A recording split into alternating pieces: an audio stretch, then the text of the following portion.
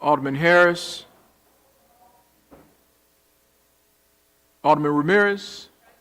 Alderman Quinn. Lopez. Doing it. Oh, you are? Okay, very well. Alderman Moore. Alderman O'Shea.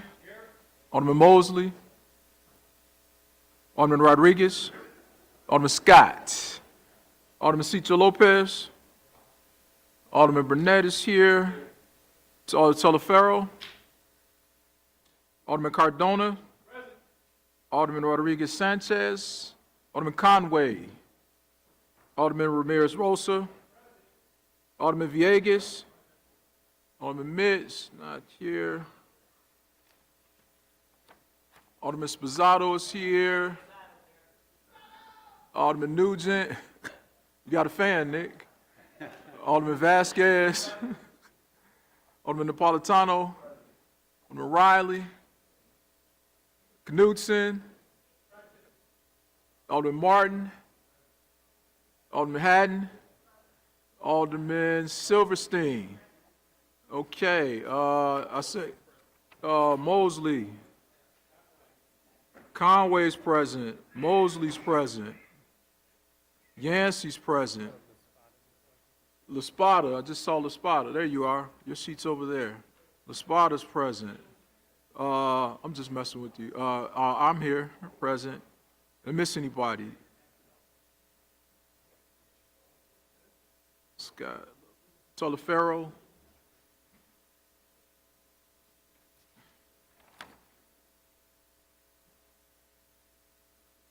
Nugent.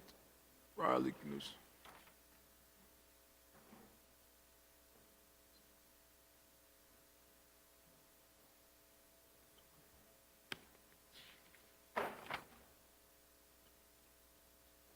All right, we have 28 members present. We have a quorum. We will go into public comment. I'm sorry, we have Rule 59s. We have up 59.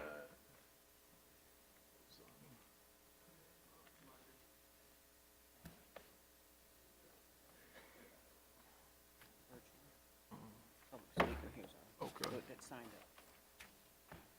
All right, the following alders have requested remote participation under Rule 59. Alderman Monique Scott, Alderman Byron Cito Lopez, Alderman Rosanna Rodriguez Sanchez, and Alderman Emma Mitch. Is there a motion to accept those individuals by Rule 59? Moved by Vice Chair Lee. All in favor, signify by saying aye. Any opposed? Independent chairs, the ayes have it, and Alder Scott, Cito Lopez, Rodriguez Sanchez, and Mitch will be available to come via Rule 59. Alderman Monique Scott, are you present? Yes, I am. Okay, very well. Alderman Byron Cito Lopez, are you present? Present. Alderman Rosanna Rodriguez Sanchez, are you present? Here. Alderman Emma Mitz, are you present? Okay, let the record reflect those who've answered the call. Public comment at this time. We'll begin public comment out of respect for everybody's time. We have 8 speakers, so everybody will be limited to 3 minutes. And we also have 1 virtual participant. Nicole Frederick, are you on? She is not present on Zoom. Nicole Frederick is not present. Okay. All right. If you could let me know if she comes on before we conclude today. First speaker will be Adrian Alexander, followed by Jessica Jackson.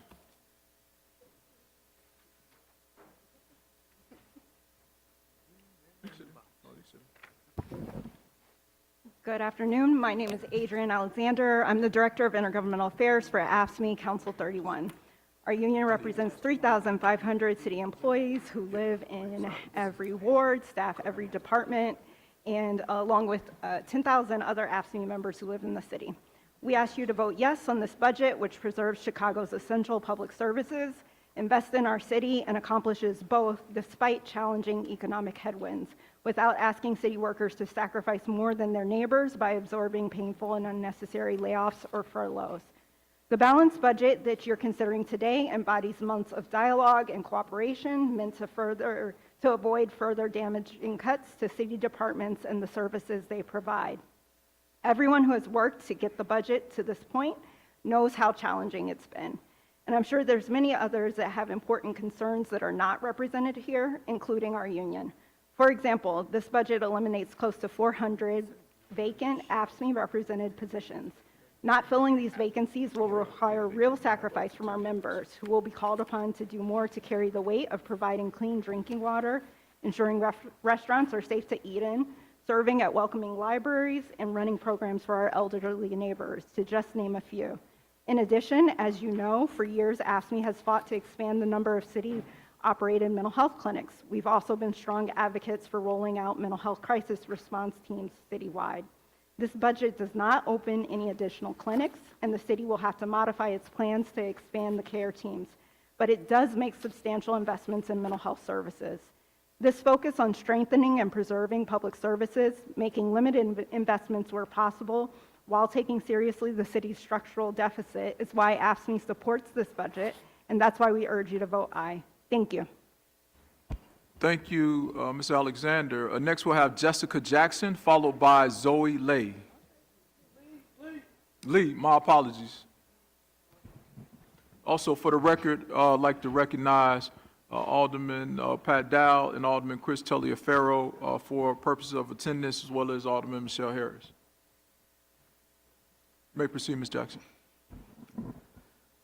So there's a scripture that says, I've been young and I've been old, but I've never seen the righteous forsaken or his seed beg for bread.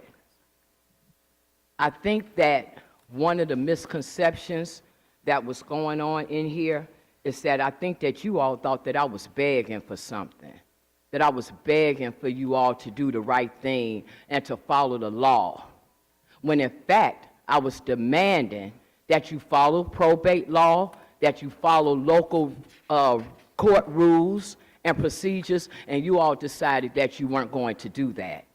I was demanding that Kwame Raoul, as Illinois State Attorney General, get involved. He didn't do that. I was demanding that after aldermen met with the public administrators and they saw the fraudulent documents that the public administrators had done, I was demanding that they follow through and hold them accountable for committing fraud and perjury on court documents. I was demanding that the law department members do their job. I was demanding that the inspector offices of the inspector general do their jobs. But no one seems to do their job here. So now we're demanding that the Department of Justice come in and do an audit on Cook County. We're demanding that all corrupt politicians go to jail. We're demanding that everybody who want to act like we don't understand, or I don't understand, the difference between the jurisdiction of Cook County, the city of Chicago, and the state of Illinois, and to think that I don't know that there are several instances where those entities, all three of them, intersect and overlap. You all want to act like you all operate completely independent of one another when you know that's a lie. You're sitting here now demanding taxes, property tax increases. The city is going to approve that, while we go and pay it to Cook County. So to sit here and act like we don't know the difference is downright insulting. And that's the reason why you're going to get investigated. And then you're going to come into the reality that, yes, the Democratic Party is going to answer to somebody. You're going to answer to somebody. It's going to go from answering to God for mistreating his chosen people. And then it's going to go to dealing with the citizens of Chicago. Believe that. Believe that.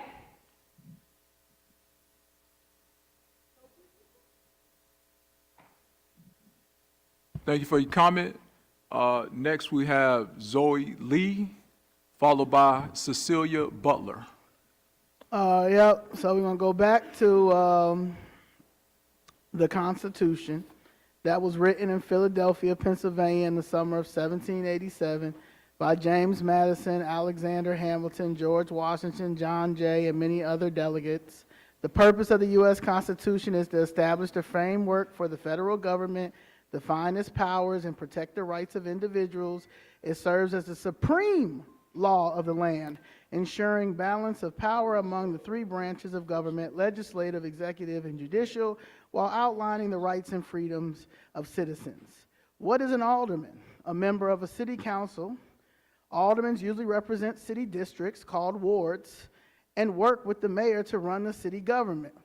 The city of Chicago has violated the 5th and 14th Amendment in my case. I currently have a federal lawsuit against the city of Chicago Buildings Department, David Moore, Marlene Hopkins. You guys violated federal laws when it comes to unlawfully demolishing properties. But the problem is that on the south side and the west side, the black aldermen have normalized unlawfully demolishing our buildings. And that is violation of the 5th Amendment. You just can't just knock down people's buildings.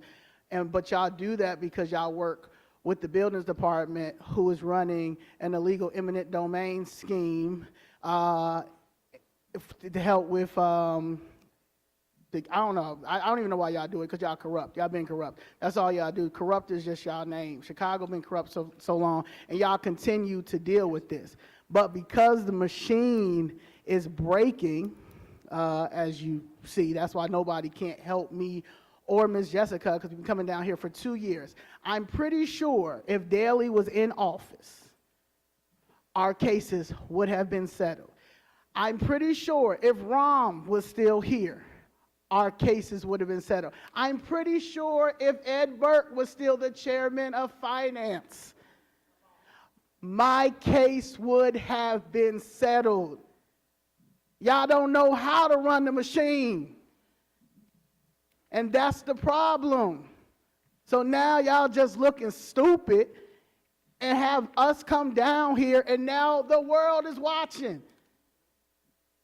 So I'm going to continue to come down here. I'm not going to explain my case anymore, because y'all know my case, and I have all the evidence, and you have the disgrace alderman on the 17th ward that this is his last term, so I'm not really worried about that. The PowerPoint I'm going to do on you, my boy, is going to be historical. Thank you. All right, thank you for your comment. Next, we have Cecilia Butler, followed by James McCoy. Yes, my name is Cecilia Butler, and I represent the Washington Park Advisory Council and the Washington Park Residents Advocacy Council. I want to give you, our elected officials, a way to work on that budget, and that's get rid of the crap institutions who have come to you trying to get money for their projects. The project I am totally against, and my community, is the, oh God, now I've gone dumb. Sunshine Gospel Ministries. They're awful. They want to build a community center diagonally across from the Washington Park Field House and Washington Park itself. I have 28 locations within a mile of Sunshine that should be considered, and why they should not be considered, are tax dollars. This can save the city money. The Washington Park Field House, DuSable Museum, the Jones Armory, Dye High School, Chicago Baptist Institute, Burke Elementary School, Chicago Youth Centers, Beasley Elementary, Carter Elementary, Access Tennis, Project Hood, 66 and King Drive. University of Chicago Charter School just built a brand new athletic campus on 63rd and University, Southside YMCA, Obama Presidential Center, Sweetwater Foundation, Harris Park, Douglas Elementary, Midway Palance, Fisk Elementary, Metro Squash, CICS Washington Park, Future Ties, University of Chicago, they have a school on 62nd and Ellis. University of Chicago Medical Centers and the lab, Chicago Lab, Fossil Lab, Hyde Park High School, U of C Arts Block, Washington Park Refectory. I've named these because they do the work. We do not need a community center across from this list that I just read off to you. Why are you wasting tax dollars? Some of these things, if instead of raising the money on a plastic bag, get rid of the crap so-called people that have put applications in to get our tax dollars. We do not need a community center diagonally across from a Frederick Law Olmsted Park, or on the other end is Jackson Park. I gave you the list. They are all within a mile plus of sunshine.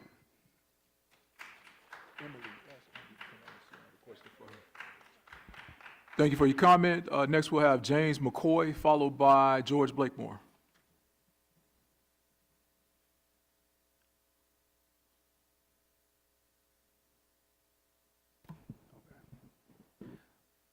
The city of Chicago, is this on? Yeah, you good. The city of Chicago is over $1 billion in debt. We have less than a month, you all have less than a month to come up with a budget to solve this situation. And what's interesting about this is the fact that we've been telling you all where you guys have been going wrong. And for the most part, most of you guys have allowed the situation to get to this point, where now you guys want to squeeze the city, you want to squeeze the resident of more money, as if Chicago is already not an expensive city to live in, as if Chicago is already not a difficult place to make ends meet, as if gentrification is already not going on, as if inflation is already not high, as if it's already not difficult for the average everyday man and everyday woman to feed their children and to feed themselves. And you guys, the worst part about it is you all gaslight and make it seem as if it's the residents' responsibility. It's your constituents' responsibility to look after your mess. You all, most of you all, allowed the situation to get like this in the first place. We've been coming up here all year, 2 years even, telling you guys about the problem. All of the money that you guys are blowing is not that the city is not giving you enough money. You guys are definitely getting enough money, but you guys are spending it. It's maldistributed to all of these things, mostly illegal immigrants, which is what we've been saying for the longest time. And now you want to squeeze the city of more money, higher property taxes, your parking fees, as if parking's not outrageous in this city. Streaming service taxes, bag taxes, just name it, and there's higher taxes for it. You guys tried to do the thing with alcohol, that didn't last. And for the most part, most of you all knew what you were doing. And this is why most of you all need to leave. This is why most of you all need to get out of your seats. So what we're going to do on our Zoe Lee's channel, what Zoe Lee is going to do, what she has, Make 'em Famous Friday at 6:00 p.m. every Friday. She's going to pick an alderman or alderwoman, and she's going to run down their background. She's going to run down what they did, and if they should be qualified, which I guarantee you they won't be. So what I'm going to do is I'm going to shake up this hat right here, and it's going to be a name. I don't know whose name it's going to be, but I'm going to shake up this name, this hat. I'm going to pull this name, and this is going to be the person who is going to be featured this Friday. This Friday, everybody needs to tune in, okay? Subscribe. And then we're going to run this down, because the next election, the people who have done well, they need to keep their seats. The few people, it's not many of you. The people who have not done well, you all need to go, because this is not what your constituents entrusted in you. Nobody elected you thinking that they were going to pay higher gas, and higher bag taxes. So the name I picked is Michelle Harris on Zoe Lee's channel this Friday. Thank you for your comment. Next, we'll have George Blakemore, followed by Carolyn Ruff. This clock and see how fast it ticks on me. You know, the Aldwins are not the problem. We are our own problem. Something happened to us. on the plantation. Something very bad happened to black people. And we have not overcome the legacy of slavery. And we have fallen in love, or fell in love with our enemy, like Patty Hearst says. She fell in love with the enemy. But we don't like ourselves. And I'm putting me in it too. Us, all of us. And all of us. All of us, me, you, us, and we, black people, have fallen in love with the enemy. We're looking for somebody else to save us because you got black faces in high places. You're looking for them to save you, to represent you. Now, it's very, I can come right here and beat up on you all right here, but we have hundreds and thousands of black people in the community that we got to preach and teach and help, and to help them. Because this couldn't go on with any other group of people but someone who has a slave mentality. The Hispanic advocate for their people. The whites advocate for their people. The Asian advocate for their people. Why is it that the blacks don't advocate for their people? It's a mindset.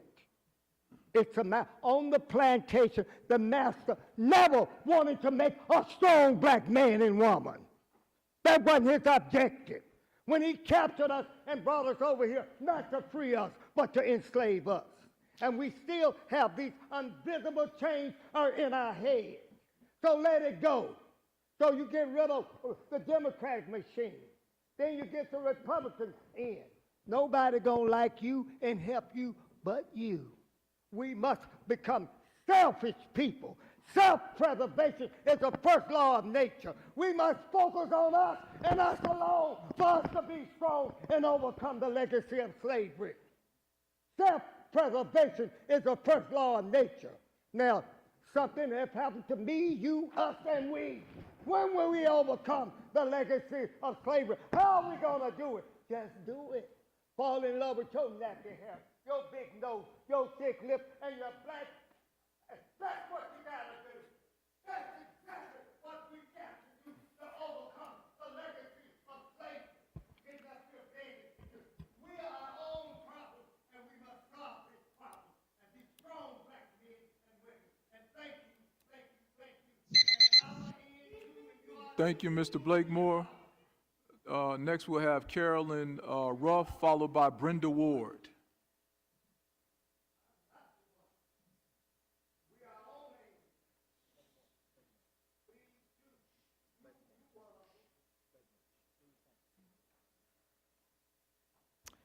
First of all, I would like to say happy holidays to everyone.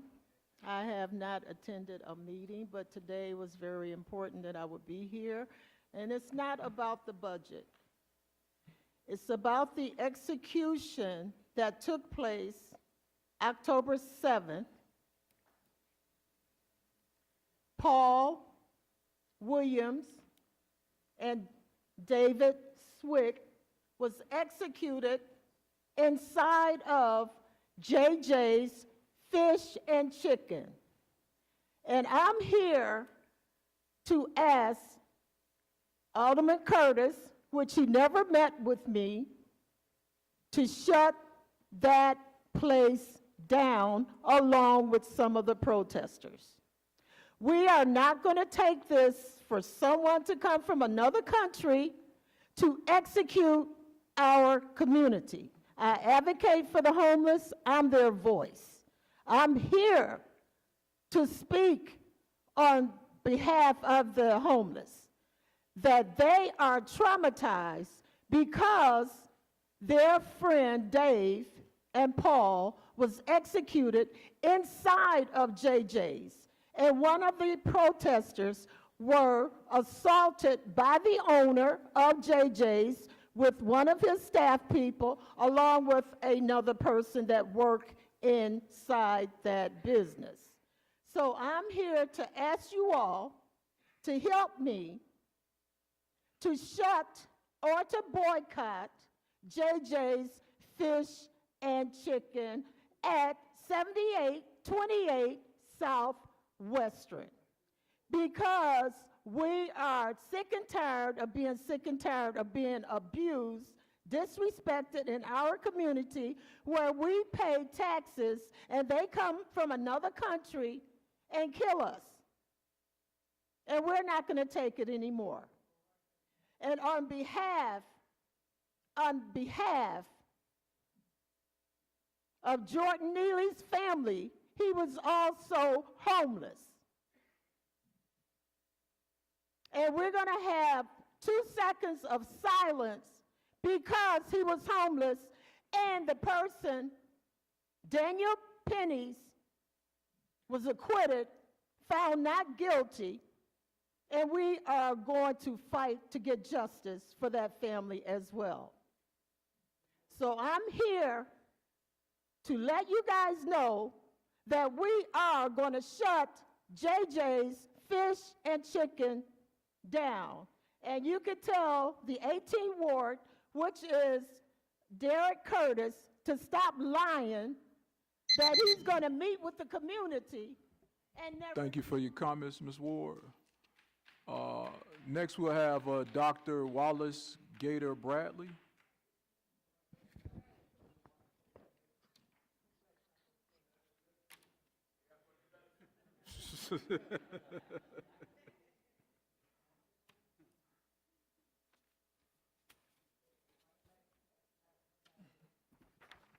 First off, Chairman, and his august body, I'm going to say to God be the glory.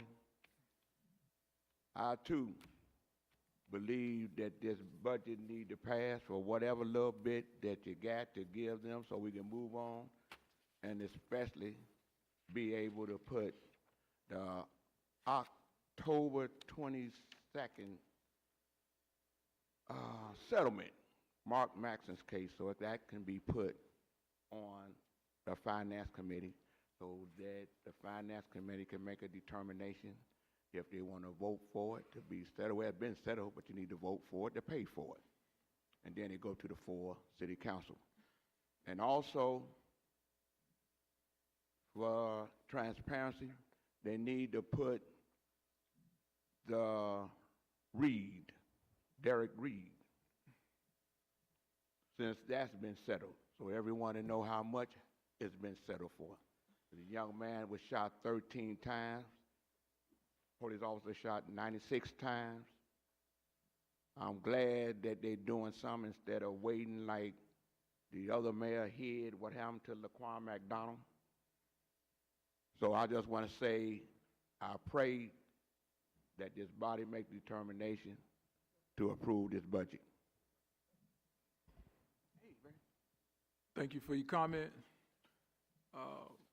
Did Nicole Frederick ever come online? No, she did not. Okay, with that being said, that concludes public comment.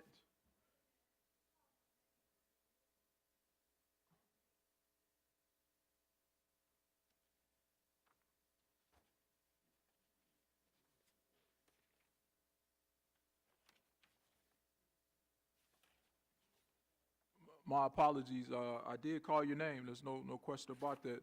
Who spoke before you then? No, I know Gator spoke. Carolyn Ruff.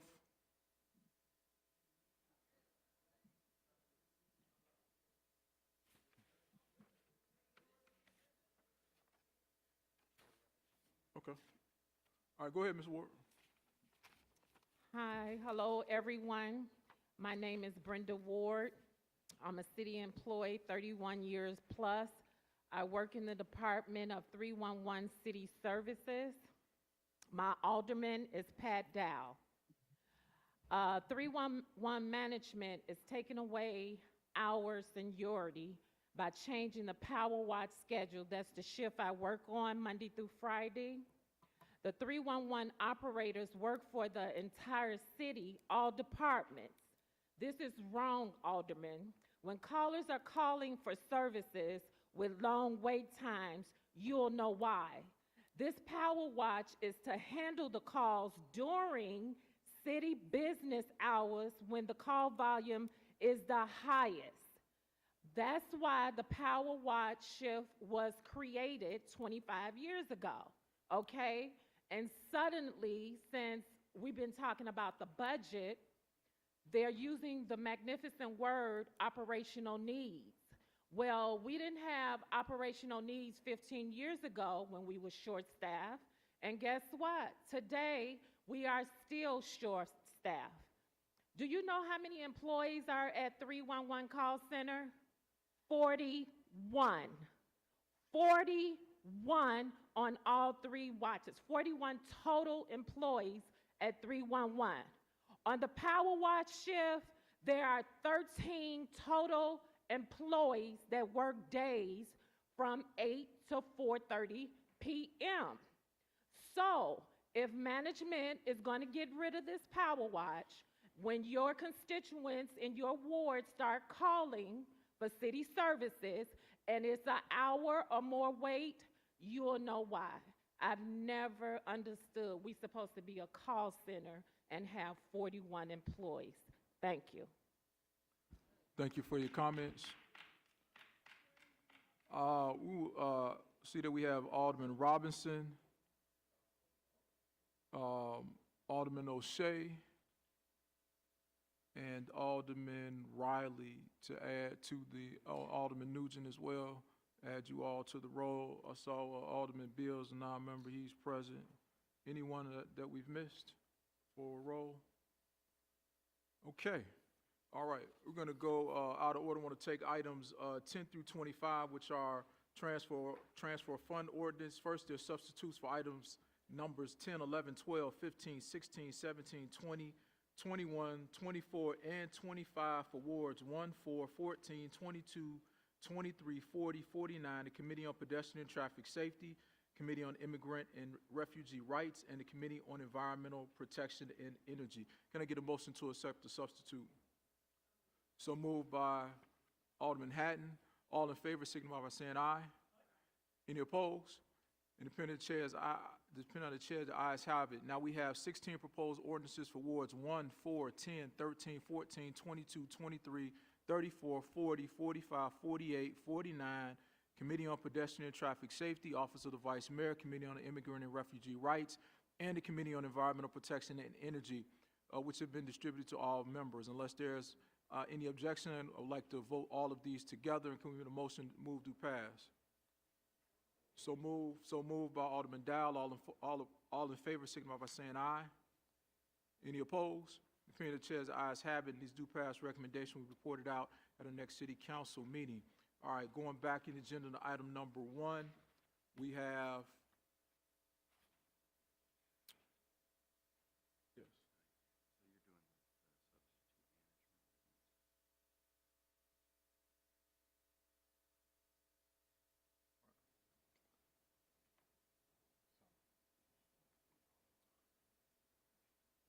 Okay, we've disposed of the first 10 items, so we have our monthly Rule 45 report for October 2024, which has been sent to everyone. If there aren't any questions, can we get a motion to approve the report?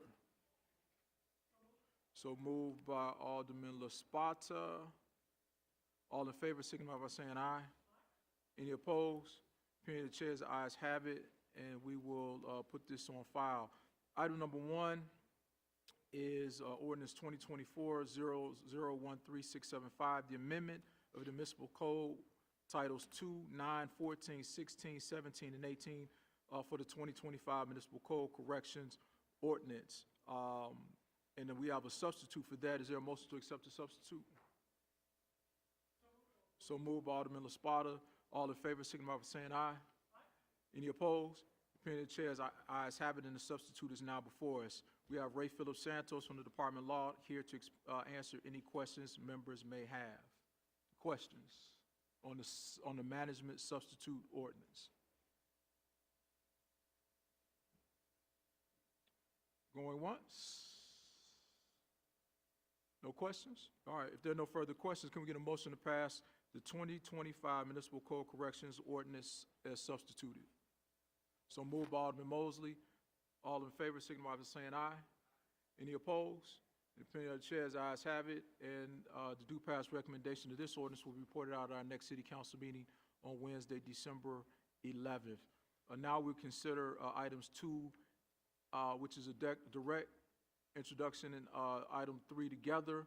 Item 3 is the original budget recommendations. Item 2 is a series of proposed corrections and revisions to those recommendations together with the text portion. Before we place these items before the committee for consideration, to hear from our budget director, can we get a motion to apply the text portion to the 2025 budget recommendations to the annual appropriation ordinance? So moved by Vice Mayor Burnett.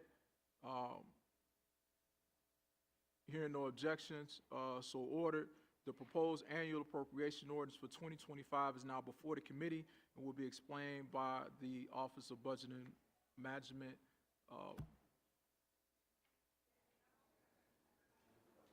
Where's the budget director? Also, we'd like to recognize Alderman Rod Sawyer. Thank you for joining us. Yeah, stay right there. We might need an extra vote, so just hang out with us. You can't abstain, sir. You're going to leave the room? Okay. All right. All right. Budget director.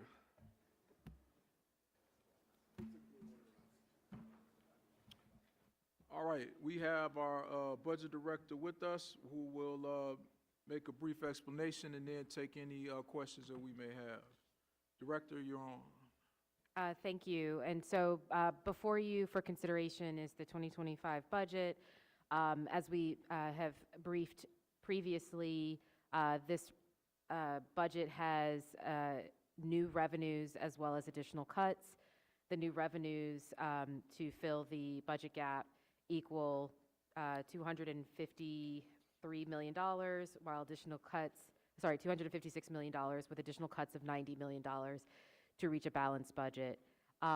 We have a number of management ordinances which Ray will go over in a second, but, oh, we already did that? Oh, sorry. So I'll just go over the budget gap and how it's being closed. We did the code correction first, not the management ordinance.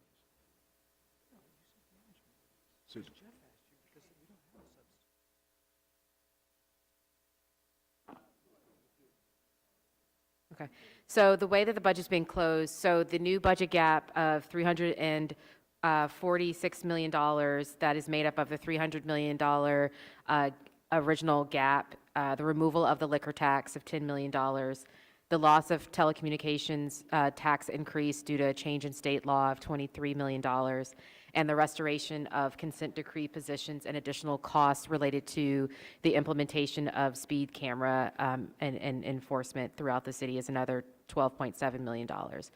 That is being filled through $256 million of new revenue, including the PPLT increase, a P-tax increase to the base levy, parking tax increase to the rate for parking garages and valet services, the extension and expansion of the congestion surcharge within the downtown driving zone, an increase to the streaming and cable TV services, and an increase in bag tax. Additionally, reforecasting of enforcement revenue of $11 million, parking enforcement increases of $8 million, and an additional amnesty program for public way of $2.5 million. This is also closed through $90 million of additional budget cuts within 2FM of $3 million, cuts to debt service due to the recent issuance of bonds, so a reduction to our debt service, a full sweep of 2026 allocations for ARPA, and this full sweep of ARPA funding for the Guaranteed Basic Income Program and the Small Business Sweep. And so that gets us to a balanced budget. There are two substantive technical amendments that I briefed alders on previously. The first relates to the loss of the telecommunications tax increase of $40 million gap, $12.5 million to the corporate fund, and $27.5 million to the emergency communications fund. The resolution is to shift about $10.3 million of costs to the corporate fund from the Public Safety Office, which is temporary in nature as we work with the General Assembly to restore the language in the telecom bill that's needed, and then to shift another $16.7 million of eligible technology costs to our capital bond.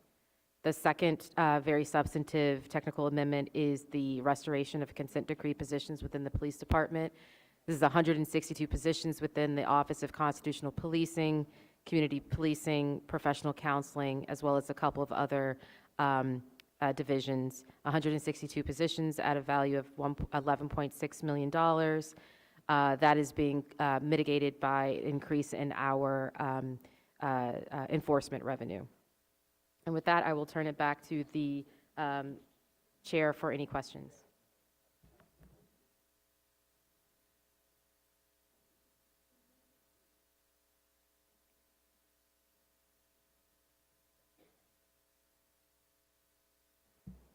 Chair, back to you. Me will stand at ease for about 5 minutes.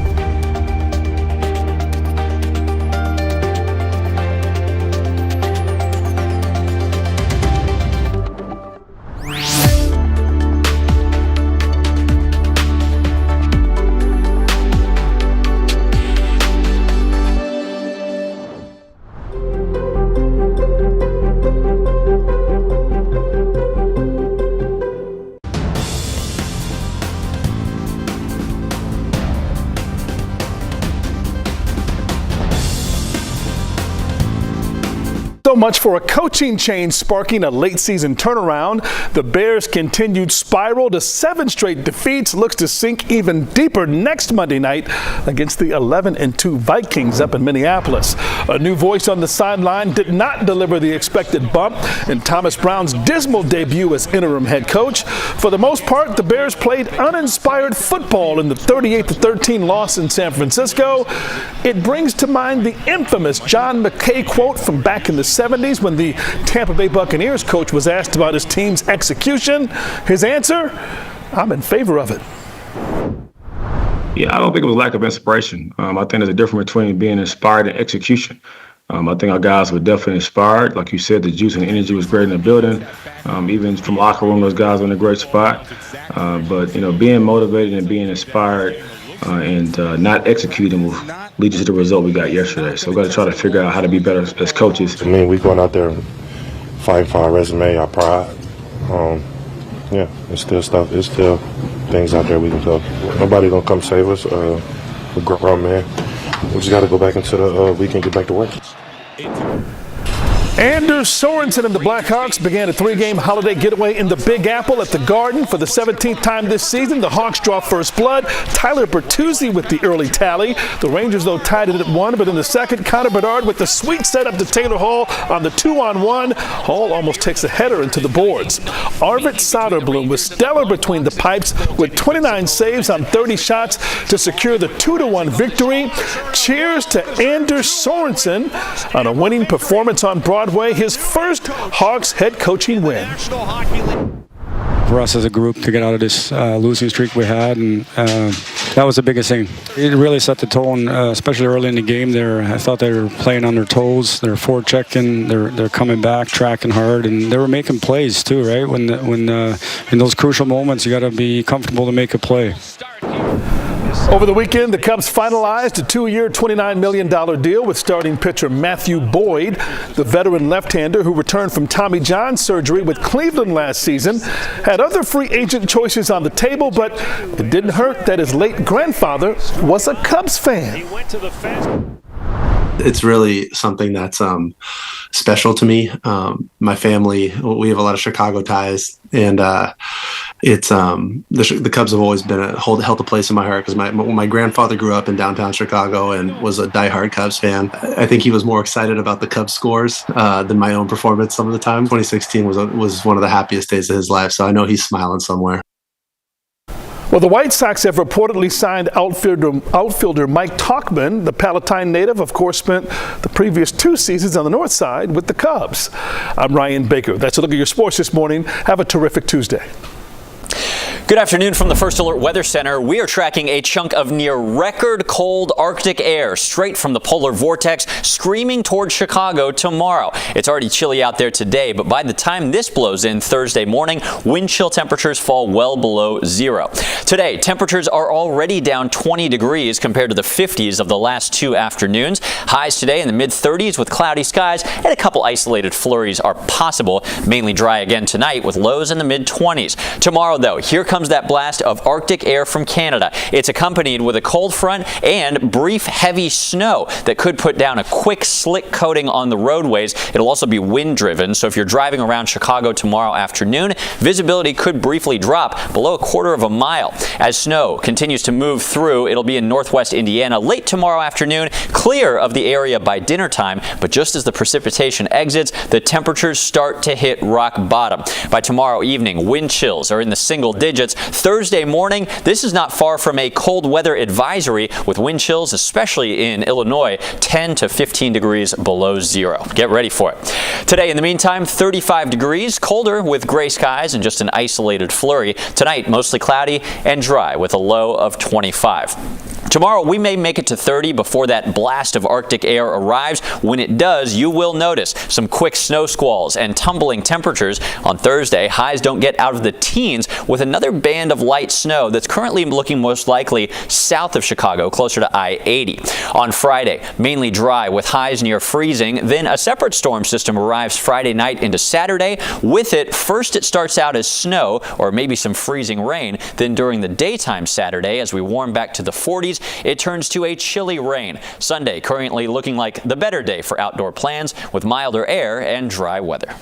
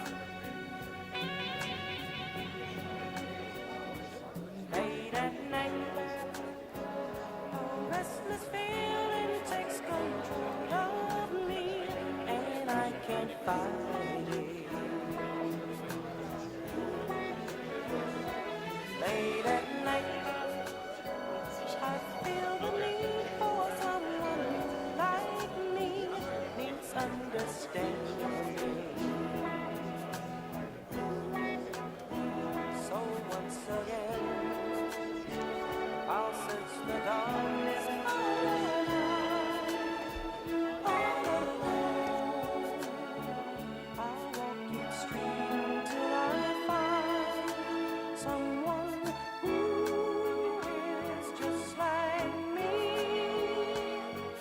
looking for some company. No, yeah, children of the night.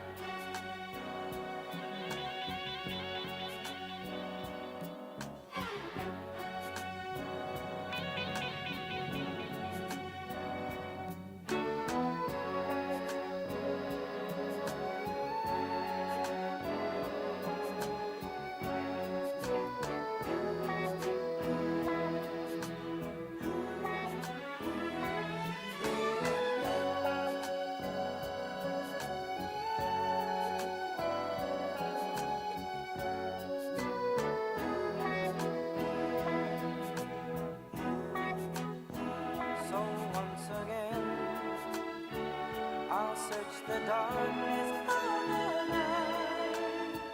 All alone, I'll walk each street till I find someone who is just like me, looking for some company. No, yeah, children of the night.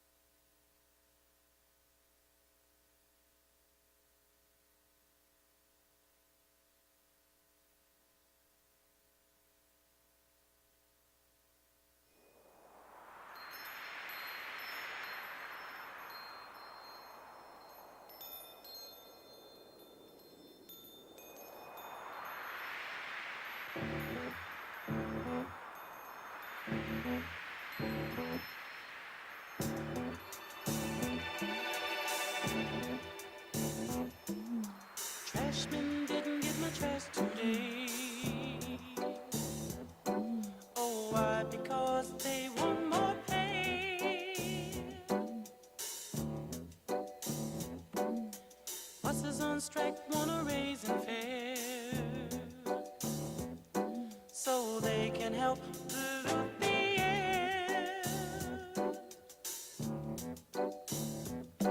But that's what makes the world go round, the ups and downs of carousel,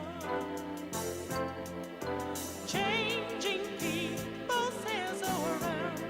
Go underground, young man. People make the world go round. Wall Street losing, don't want every share. They're blaming it on longer hair. Big men smoking in their easy chair, on a fat cigar without a care.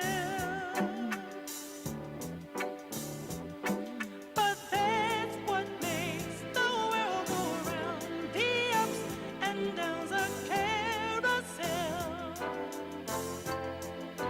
changing people's hands around. Go underground, young man.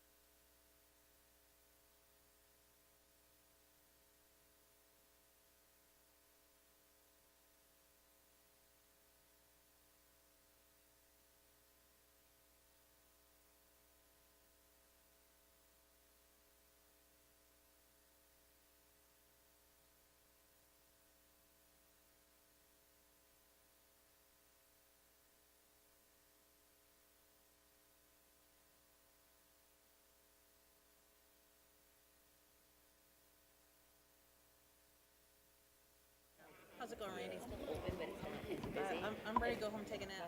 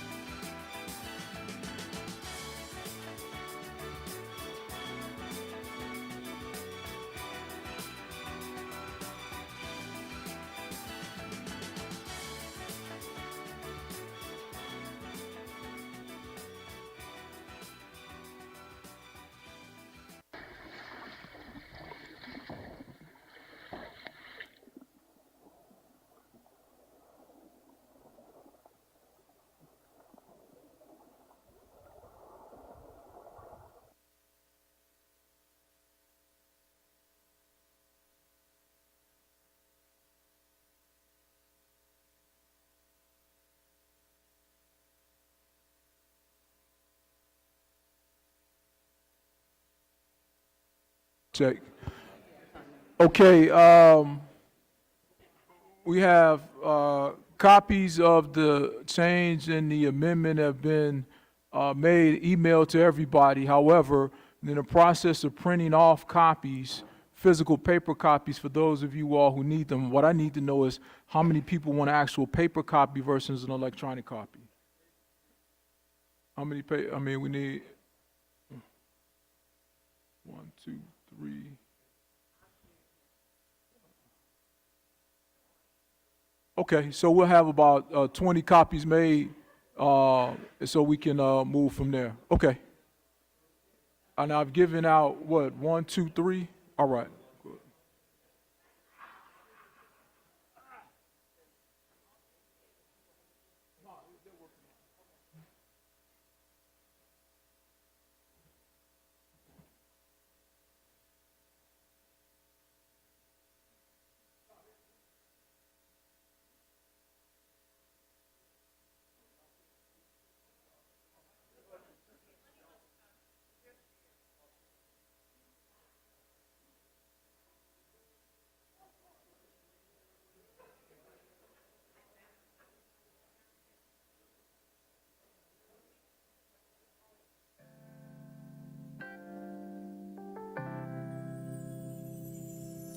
It's been taken so many times before.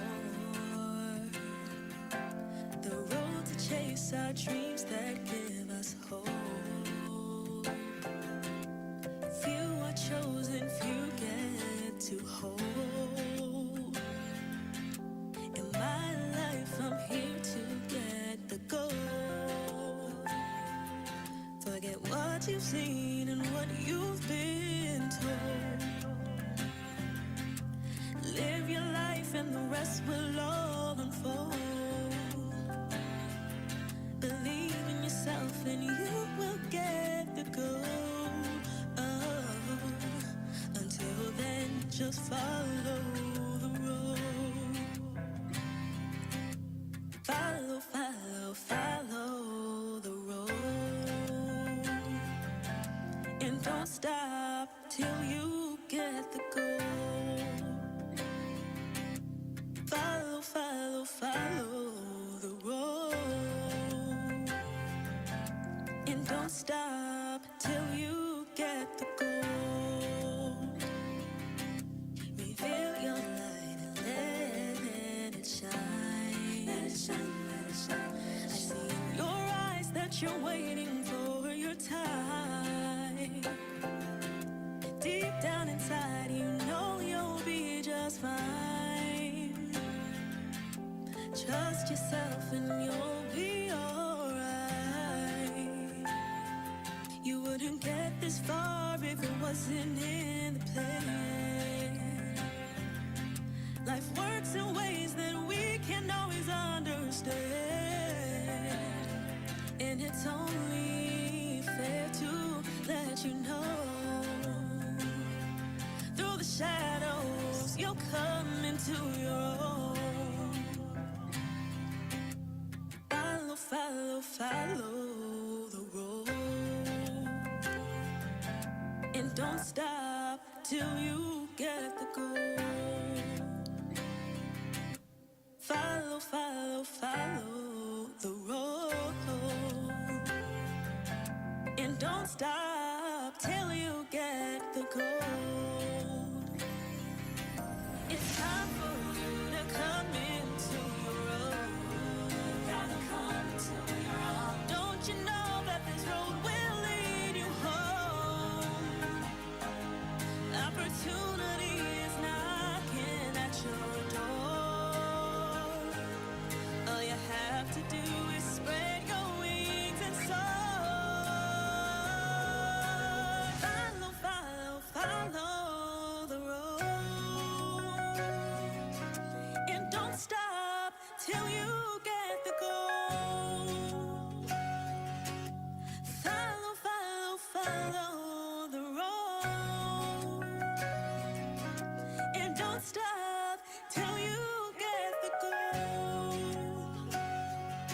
It's been taken so many times before.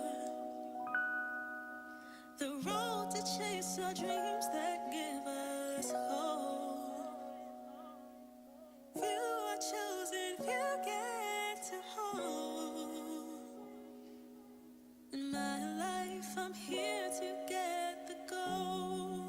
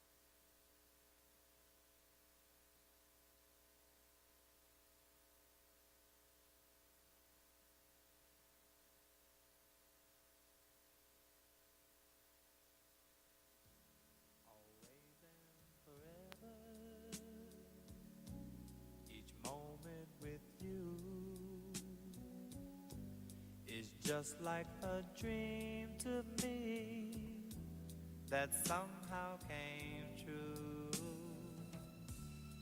And I know tomorrow will still be the same, 'cause we've got a life of love that won't ever change. And every day, love me your own special way, melt all my heart away with a smile. Take time to tell me you really care, and we'll share tomorrow together. I'll always love you forever. Always forever. There'll always be sunshine when I look at you.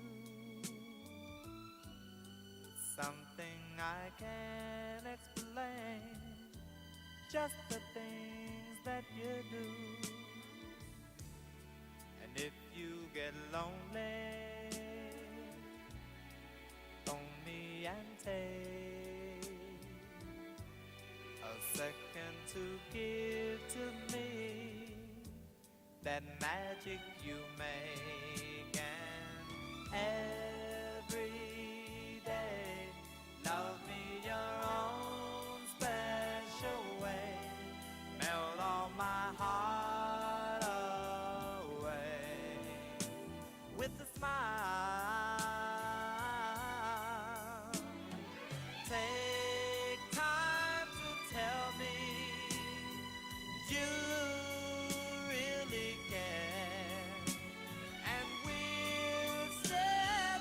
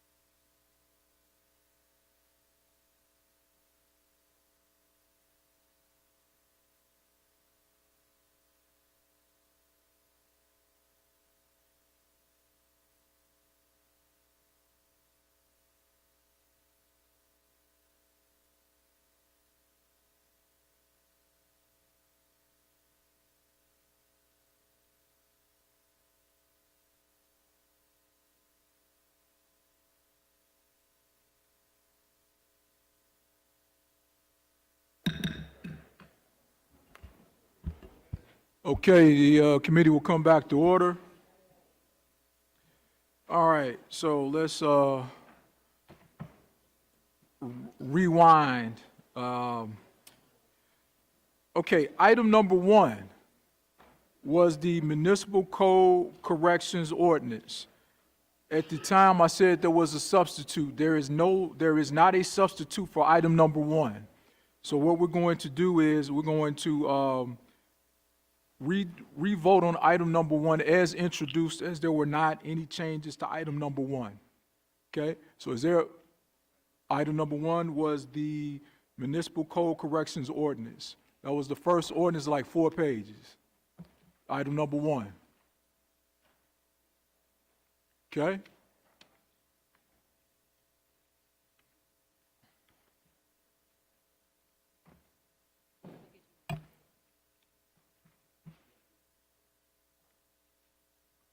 All right, item number 1. Any questions on item number 1? Alderman Bill. Hold on, is Mike? Go ahead. I'm sorry, things are moving extremely fast. But you're quick, though. I know you're not slow. Is this where the change to the law department and the authority over in the management ordinance? No, that's in management ordinance. That's a separate ordinance. Okay. Thank you. This is just the code corrections ordinance. Okay?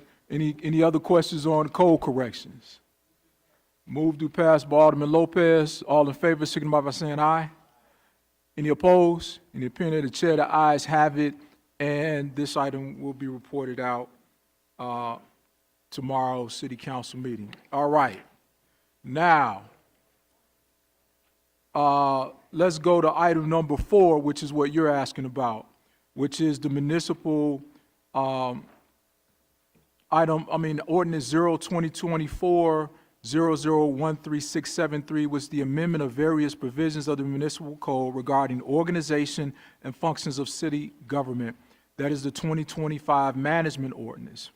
Now, for this item, we have a substitute on the management ordinance. Can I get a motion to accept the substitute? So moved by Alderman Vasquez. All in favor, signify by saying aye. Any opposed? In the opinion of the chairs, the ayes have it, and the substitute is now before us. Now we have representatives from budget, finance, law, and other departments to answer any questions that members may have on the management ordinance. Alderman Bill, go ahead. Thank you, Mr. Chairman. I just want to, I'm looking at the language that was, I think, corrected, where the law department was looking to have jurisdiction or authority over all city departments, including the OIG's office and 7 of the management ordinance. Having thorough conversations, the Inspector General had grave concerns that the law department would have authority and be able to give directions to them when it came down to investigations on who can be investigated and things of that nature throughout the entire city. And so I raised that question, and it looks like that part was stricken. The language wasn't stricken. Additional language was added in to clarify the intent and the original intent of the ordinance change. So the intent now is to make where we clarified, and I just needed on the record that the law department does not have any jurisdiction over the Inspector General's office. I wouldn't say that. The law department has jurisdiction over the city in its entirety. I guess to the point that you were bringing, it says here, corporation council is authorized to enter into and execute contracts related to and necessary for the conducting of law business of the city, not investigations. So I would say that the corporation council does have overall jurisdiction over departments, but not to the extent that you're raising where they can direct investigations. Well, I appreciate that, Mr. Chairman, but you're not a lawyer, and I would like to hear from the law department. Say ditto, that's all. Ray Phillips. Rade Tukasa, Chief Assistant Corporation Counsel from the city's law department. Alderman Bill, I would like to draw your attention to page 7 of the substitute ordinance, subsection G, and the last sentence, which is added, would address the concern you just raised. In that last sentence, we added the language which states that nothing in this subsection G shall be construed to alter or limit the powers and duties of the Office of Inspector General. So that has been clarified, it is clear, and this amendment has no intent at all to infringe upon the powers and the duties of any other city department. Okay, thank you. I just wanted that on the record. Thank you, Mr. Chairman. All right. Alderman Vasquez. Yes, thank you, Chairman. Just for further point of clarification on a point, if we can hear from the Inspector General, I think there was a conversation to figure out that language, so to confirm for members, if the Inspector General, if it's okay, could speak to it. That's not necessary. Well, it is for, yeah, for some people who want to make sure they're confirmed. Say that again. Some people want to know and hear from the Inspector General they're okay with the language. She's right there. Oh, I'm sorry. I didn't even know she was here. You can take the mask Thank you, off. Chairman. General Whisper. Hello. I think this will work. Yes, hello, everyone. Deborah Witzberg, Inspector General for the City of Chicago. Yes, thank you. We have had some conversation about this language in the management ordinance. The language in the substitute does clarify that the expansion of powers of the Corporation Council is not to alter or limit the powers and duties of the Office of Inspector General. Thank you. Thank you. Any other questions? Alderman Lopez. Thank you, Chairman. And going back to the Inspector General, are you satisfied with the language provided in the current substitute? Yes, I believe that clarifies the intention that nothing in the management ordinance will interfere with the independence of the office. The independence of the Office of Inspector General is critical to its function, and I appreciate the Law Department's cooperation in clarifying that it will not use this provision to interfere with that independence in any way. Can they use this provision to interfere? I believe that the clarification suffices, and that the Law Department, while fulfilling its duty to prosecute the law business of the city, will not interfere with the independence of the office.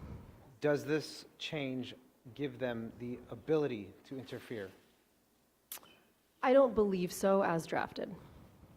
As it has been corrected, I believe that this protects the independence of the office, and if there are further concerns with how that is implemented, you will hear about it from me. But I believe that the correction in the management ordinance is sufficient to protect the independence of the office from any interference under this new language. All right, thank you. Any other questions? Okay. Is there a motion?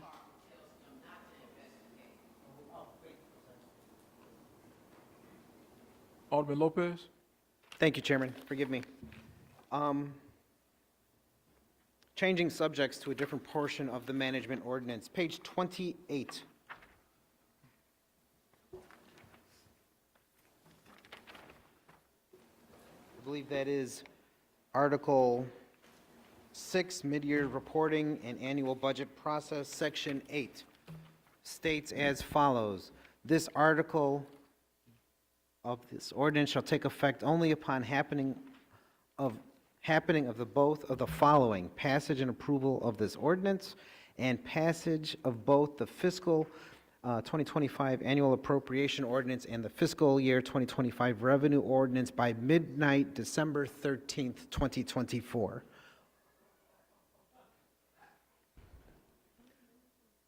So I would like to know, with so much effort by members of this body to try to bring transparency, why are we putting this kind of boot on the necks of aldermen who want to have collaborative discussions with the collaborator in chief's administration for the next years moving forward?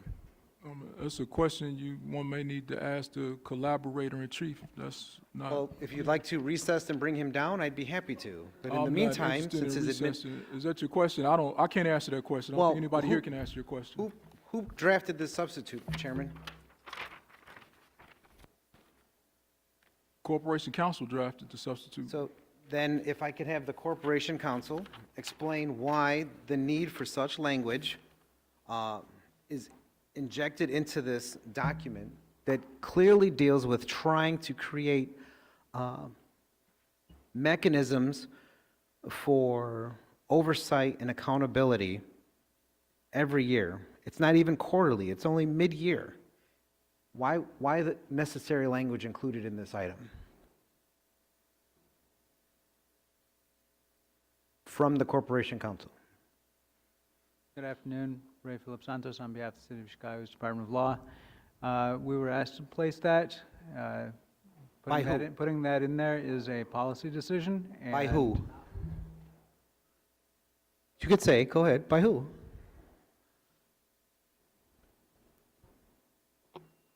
I'm not going to answer that in this public forum at this time. Yeah, I'm sorry? So the Corporation Council, which drafted this single substitute, is refusing to answer a question of the body? Is that's your answer? That is not what I'm saying. Then answer the question from from Corporation Council. This question in directed- the public forum at this time. The question has been asked and answered. The Corporation Council does not, for This whatever is- reason, wish to answer that question for whatever he's stating. So, again, Chairman, so what do you respectfully, want to do? This is not, well, first off, Chairman, respectfully, this is not privileged information. You are the Corporation Counsel for the officers of the City of Chicago, which is us as well. So if we are asking a question of who put this in, it should not be a secret as to who directed. And Alderman Second, if that's what the case is, then I make a motion to amend this on its face, striking Section 8 in its entirety. Okay. Alderman Lopez. There's a motion, sir. All right. Then I do a roll call on that motion to lay it on the table. Okay, the motion to table is non-debatable. We will take a roll call on the motion to table Alderman Lopez's motion to strike. Alderman LaSpada. Alderman Dow. Alderman Robinson. Alderman Yancey. Alderman Mitchell. Alderman Harris. Alderman Ramirez. Alderman Quinn. Alderman Lopez. Alderman Moore. Alderman O'Shea. Alderman Mosley. Alderman Rodriguez. Alderman Scott. Alderman Cincha Lopez. Alderman Burnett. Alderman Taliaferro. Alderman Cardona. Alderman Rodriguez Sanchez. Aye. Alderman Conway. Alderman Ramirez Rosa. Alderman Villegas. Alderman Mitz. Alderman Spizzato. Alderman Nugent. Alderman Vasquez. Alderman Napolitano. Alderman Riley. Knutson. Martin. Hatton. Alderman Silverstein. Vice Chair Lee. Chairman votes yes.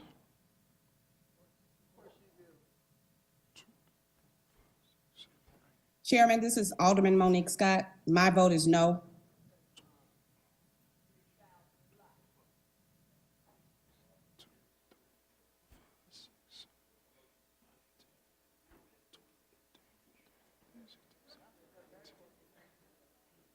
Chairman Mitz.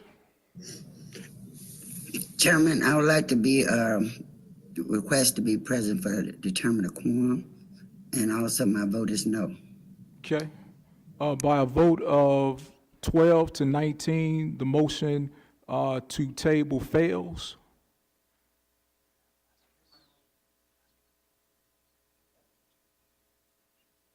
Okay, so you're renewing your motion, Alderman Vasquez? My apologies. Yeah, you had your hand up. Oh, no, I did not. I'm totally okay with amending it. Okay, Go team. all right. Alderman Burnett? Can you just express what the motion is fully about again? The motion is to strike Section 8 of the management ordinance from the ordinance.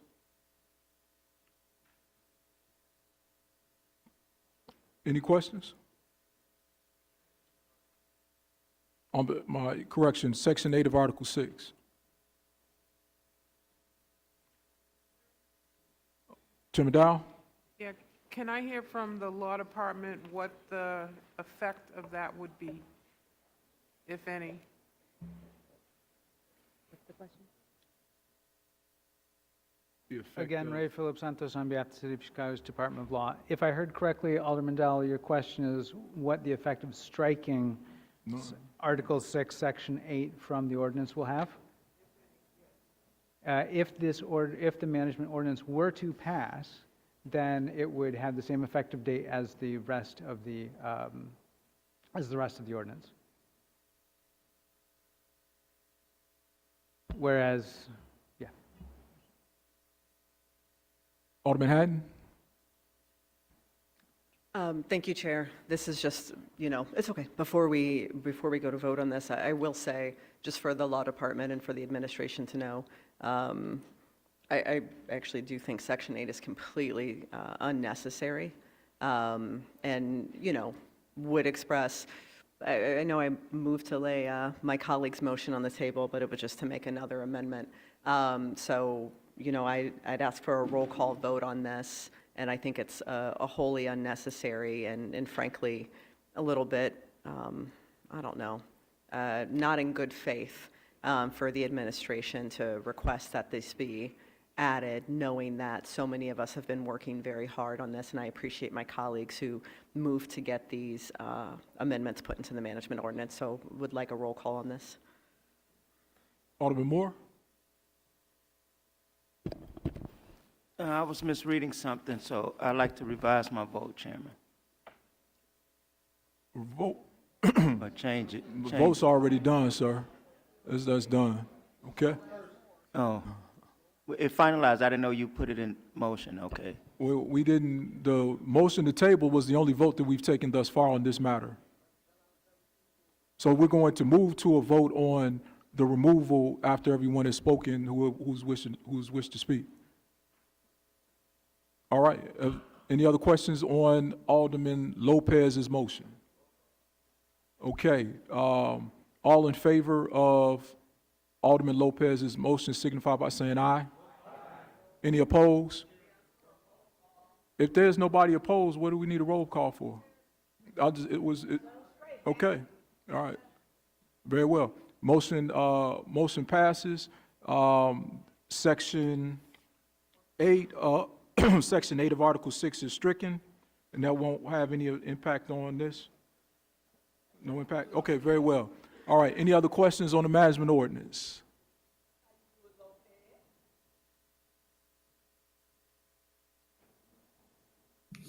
With no other questions, is there a motion to move to pass? So moved by Alderman Haddon. You want to, all in favor, signify by saying aye. Any opposed? Depending on the chairs, the ayes have it, and item number 4 will be reported out at tomorrow's City Council meeting. All right, we'll go back to, everyone have copies that needed?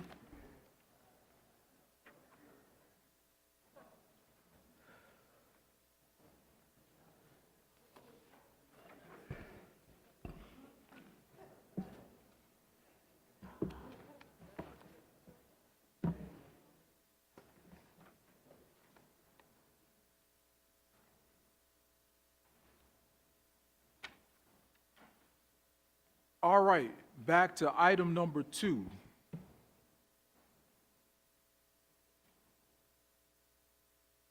Okay, item number 2 is a direct transmittal. We have originally accepted one amendment.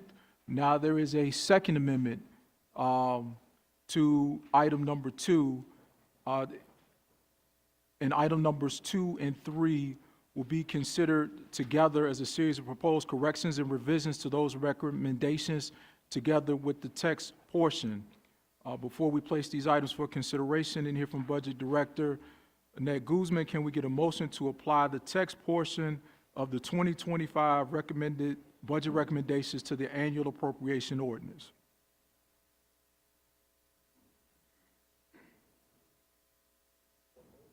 So moved by Alderman Burnett. All in favor, signify by saying aye. Any opposed? Depending on the chair's ayes, have it. And now we have a combined item 2 and 3 before us. Director Guzman. You don't have what? The agenda. What's number 2? It's all one now. Got it, okay. Thank you. So before you is item number 2 is the text portion, which are the budget resolution for the 2025 budget year. And number 3 is the amendments to the appropriation ordinance before you. There are 2 changes that were made in the item that came before you earlier this morning, removing additional funding to the Housing Committee and the Police and Fire Committee.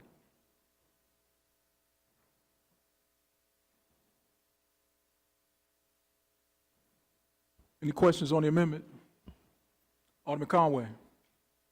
Are there any other changes besides those 2?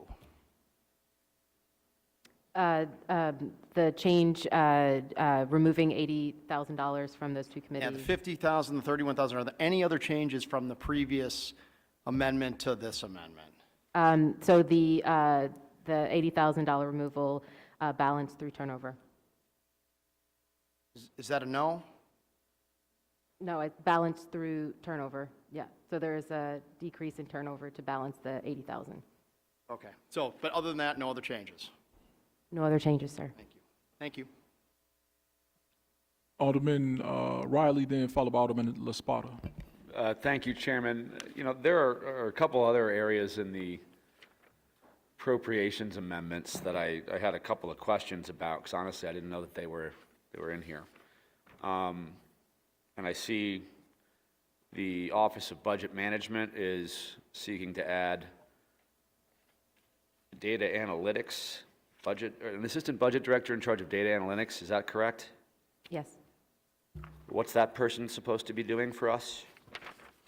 Our data analytics division is the division that runs all of the data performance, workforce management analysis, develops all of the dashboards that are presented on our budget website, as well as the data that goes on our open data portal, works on a number of analytical items for the city, and we'll be also working on the new mid-year reports that are due, as well as the analysis that is being asked of the Office of Budget and Management to perform. So, for example, the data request that I sent you, that this person would work on that?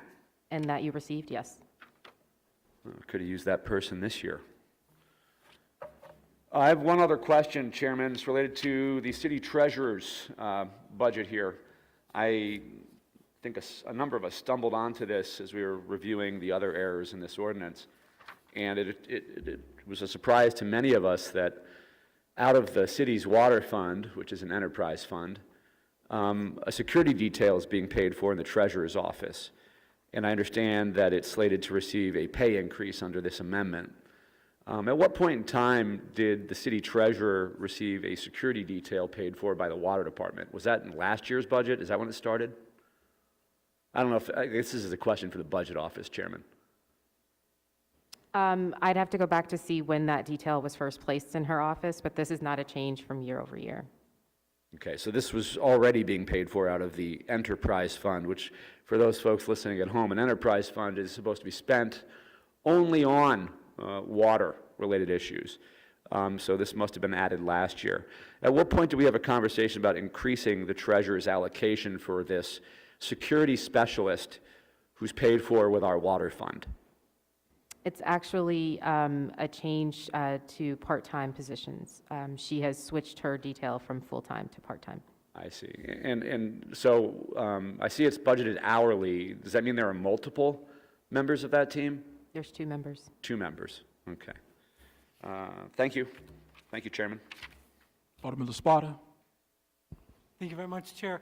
I just had 2 clarifying questions on page 40 of the substitute, under for payment of bonds from 156.7 million to 143.5 million. Could you help me to understand that change? CFO? Yeah, CFO question, yeah, or Jaworski question, yeah.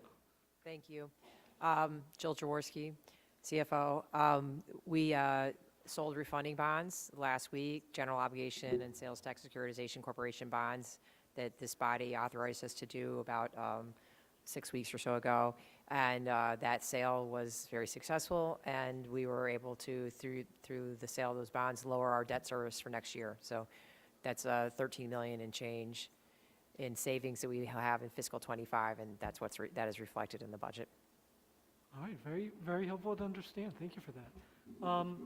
Only other question for me is on page 16, Office of Public Safety Administration, for professional services for information technology maintenance, striking 4.1 million, add 14.4 million. Can someone speak to that change? What page? This is page 16.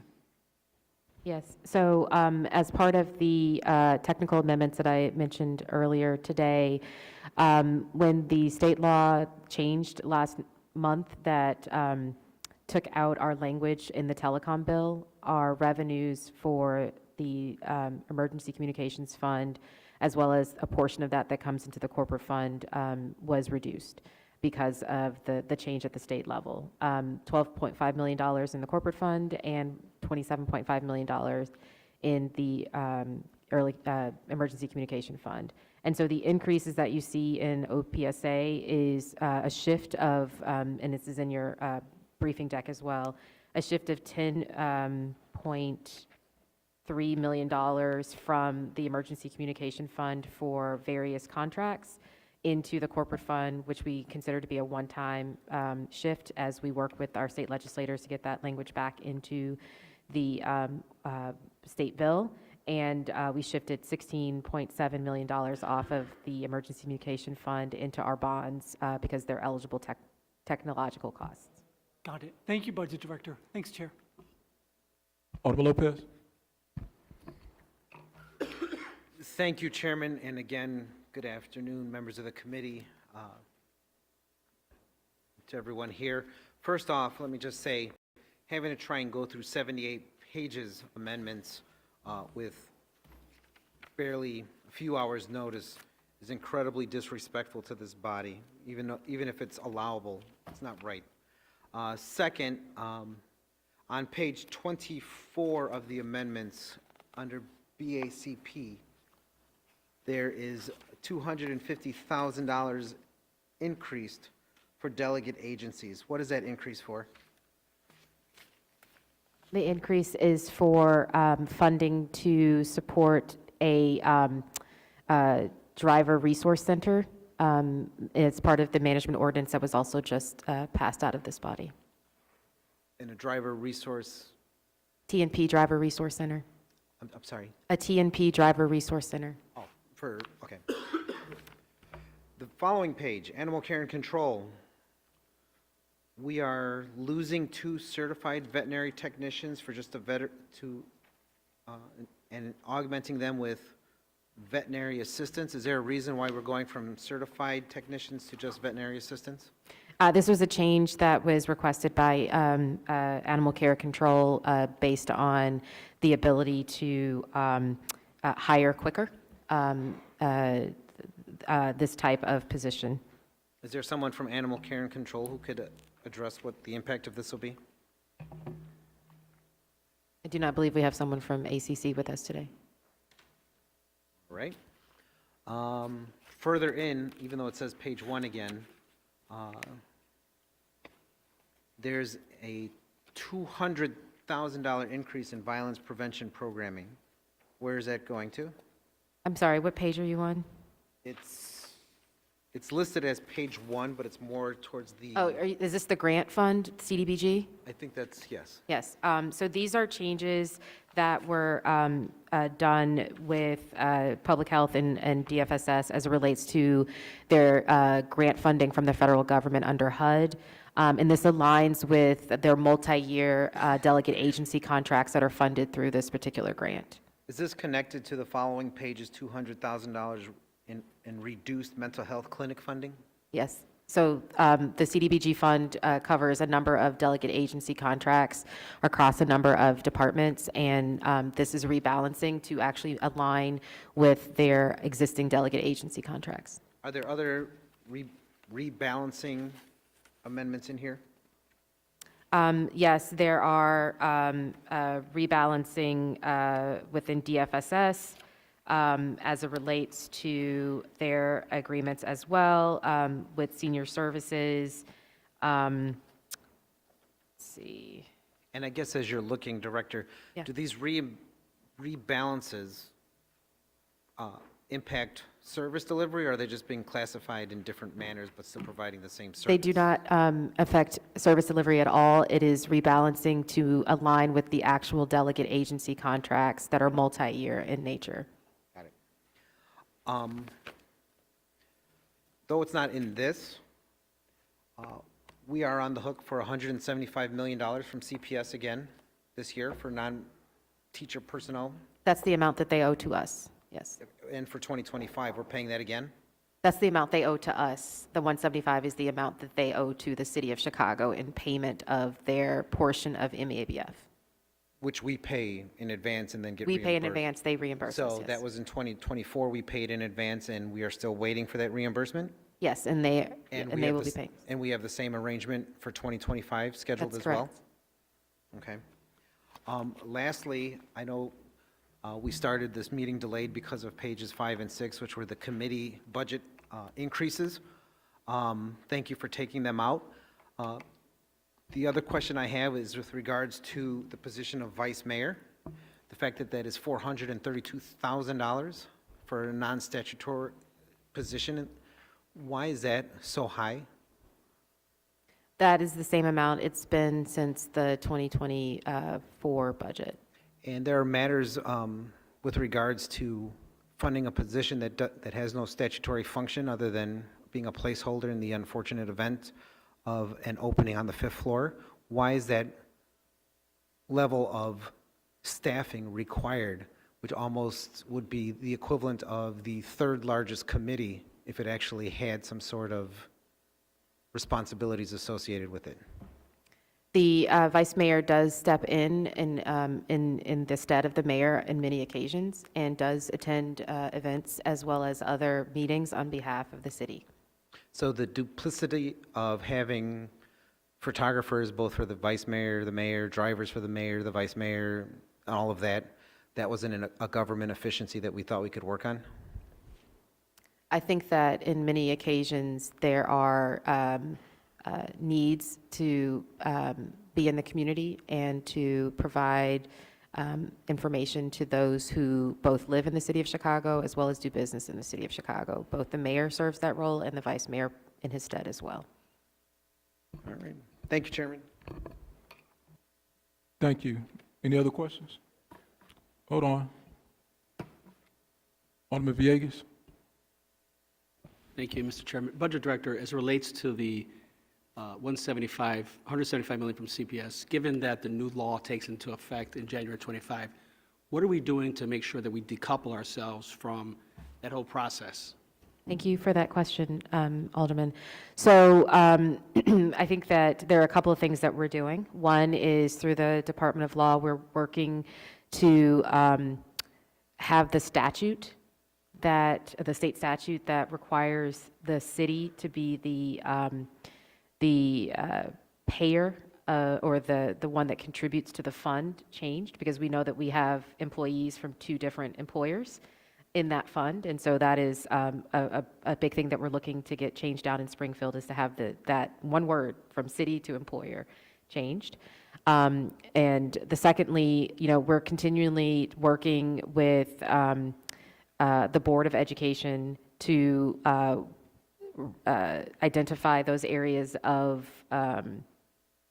entanglement and help them think through the ways in which they can begin to continually disentangle from the city's financial support. They have their proposals on the table. I think that we have to look at those as a city and understand what is what we can and cannot do.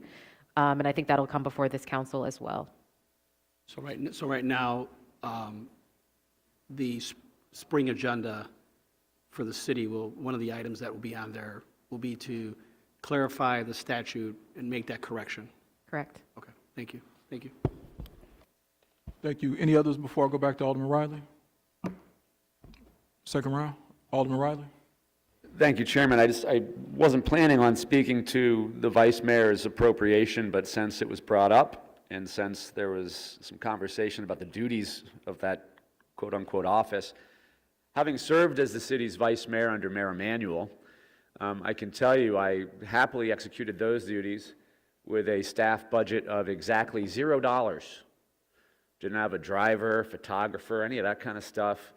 All of these special trips to the ward and all these sorts of things that are mentioned in the Vice Mayor's duties, that's superfluous and frankly voluntary. If you look at the definition of the position, that position is only relevant in the horrible occurrence of something being visited upon our mayor, whether it's an illness or, worse yet, death. Otherwise, it is simply a symbolic title, and there are no duties to be performed. Certainly not $400,000 a year worth. And so to hear the Office of Budget Management defending those expenditures after trying to look us straight in the eye saying that they found every cost efficiency they could in this budget, I find that laughable and dishonest. And I mean no disrespect to my colleague, Alderman Burnett, who I have a lot of respect for and I like as a friend. But we're talking about trying to balance a budget here. And you all are about to ask the taxpayers to pony up a whole lot more money. Yet here we are, we're catching these extra staffers for some of the mayor's good buddies who serve as chairman that you snuck in here. And then thankfully some of our colleagues caught that you had to go and remove. We learned the water department's paying for security details now. God knows what else is buried in here. But to tell us that, I'm sorry, a ceremonial office like Vice Mayor requires staff and photographers and drivers and these sorts of things is nonsense. So let's be honest with the taxpayers and enough of this. Thank you, Chairman. Thank you, Alderman Riley. Any other questions? All right, with that being said, is there a motion? Roll call on what?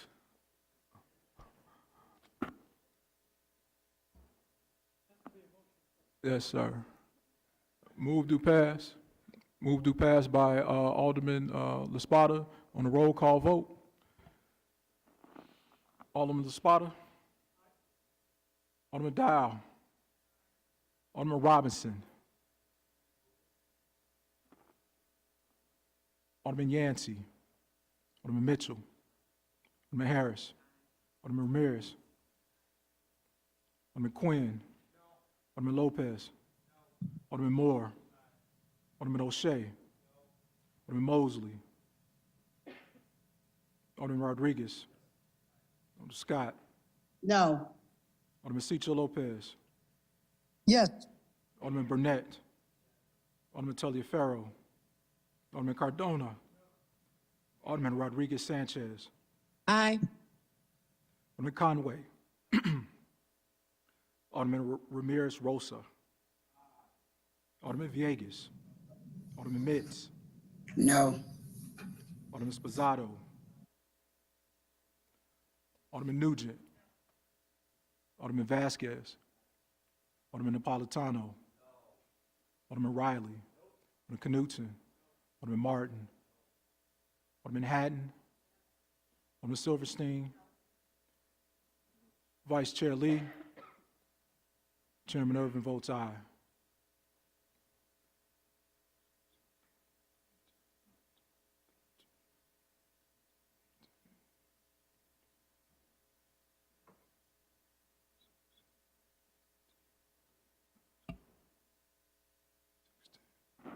Mosley's here. Alderman Mosley? Alderman Mosley votes yes.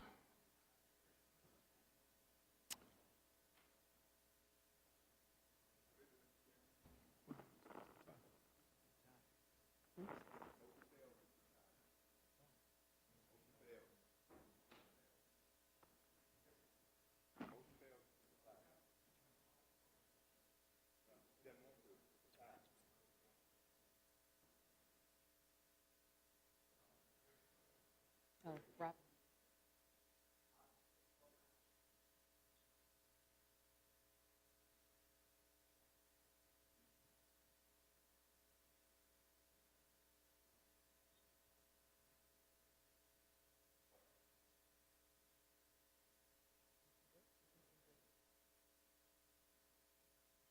Alderman Robinson? Alderman Robertson votes yes. Motion passes 17-16. All right. Item number 5.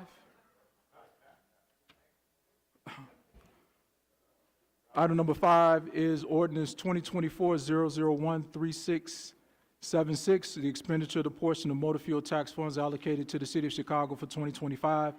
Annette Guzman from the Office of Budget and Management is here to answer any question committee members may have. Any questions on the motor fuel tax allocation ordinance? Seeing none, Alderman Dow has a motion. Move to pass. All in favor, signify by saying aye. Any opposed? In the opinion of the chair, the ayes have it. This matter will be reported out at our city council meeting on Wednesday, December 11th. Item number 6 is ordinance 2024-0013677, an intergovernmental agreement with the Chicago Transit Authority and Cook County for the allocation of motor fuel tax. Again, Annette Guzman from the Department of Budget and Management is here to answer any questions any members may have. Any questions? Alderman Villegas. Mr. Chairman, is the budget director going to make a presentation on this first? It's the annual IGA that we enter into with the city of the Cook County and the Chicago Transit Authority to allocate the $3 million from our motor fuel tax revenue to the CTA. Is that by statute or ordinance? How's that? It is pursuant to, sorry, looking at the wrong thing. It's pursuant to the authority of this body to provide a portion of the motor fuel tax to CTA. And what's the requirement of what is that money to be? Sorry, it's pursuant to state statute. Gotcha. Does it also explain what that money is to be used for? The IGA? Yes. The funding will be used, just give me 1 second.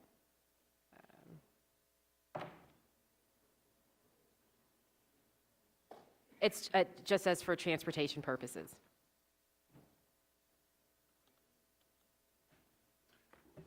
And it's subject to the purposes set forth in the Regional Transportation Authority Act. That is the state statute. And then are they required at some point to talk about the appropriation, how they're going to spend that money? Or is it just a blank check and then? I think that this body would have the authority to ask them exactly how they use that money over the past year, but it is regulated by state statute. Gotcha. Okay, thank you. Any other questions on MFT? Alderman Vasquez. Thank you, and I apologize. So we're talking about CTA as far as what they would do with the funds. That's what my colleague was asking, correct? Just want to remind folks that we do have quarterly hearings of Dorval Carter in the Transportation Committee, thanks to legislation that was passed. Feel free to ask him next time he gets on the microphone. Thank you very much. Thank you. Any other questions on this portion of the MFT? Okay, with that being said, Salary resolution. Alderman Mitchell moves to pass. All in favor, signify by saying aye. Any opposed? Opinion of the chair is the ayes have it, and this matter will be reported out at the next city council meeting on Wednesday, December 11th. Okay, item number 7 is resolution 2024-0013678, an amendment of regulations governing administration of classification plan and employee benefits for classified positions set forth in the annual appropriation ordinance regarding salary schedule, automobile allowance, holidays, vacation, and sick leave. Annette Guzman from OMB is here to answer any questions. Any questions on the salary resolution? I'm actually going to pass this to Kevin Murphy, the Managing Deputy Budget Director, for any questions. Thank you, Alderman, City Council, Committee. Kevin Murphy, Managing Deputy Budget Director, OBM. The changes to this resolution do a couple things. One is under authorized leaves of absences, conforms language to the various bereavement leave acts passed by state law, the Family Bereavement Act and the Child Bereavement Act, Extended Bereavement Act. It also codifies current city policy regarding bereavement leave for city employees. And then under Section 2, that updates Schedule A, which is a listing that DHR provides to assign titles to pay schedules. It's an annual update as they do that work throughout the year. And then Section 3 is an update to all the pay schedules based on the collective bargaining agreements and pay schedules that exist for city employees. Thank you. Alderman Riley? Thank you, Chairman. I just so I'm clear, so this particular ordinance we'll be voting on includes the new salary schedules, AKA salary adjustments, or no? Just the titles and... Director? Yes, that's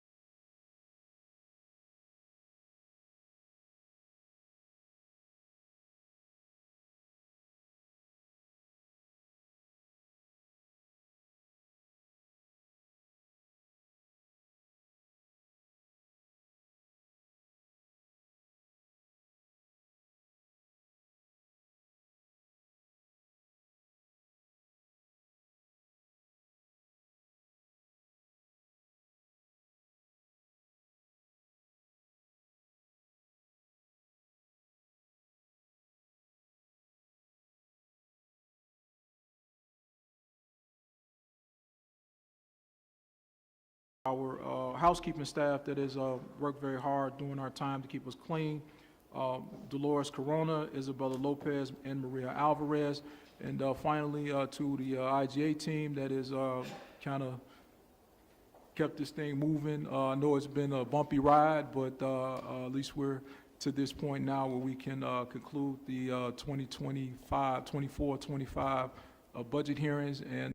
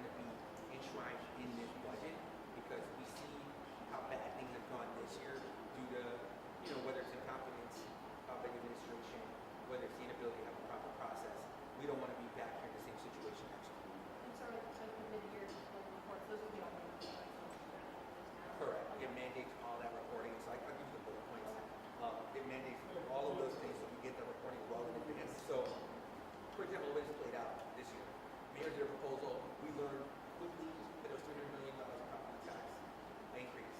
None of these good government agencies were able to give it enough days to even analyze it. So we all voted it down.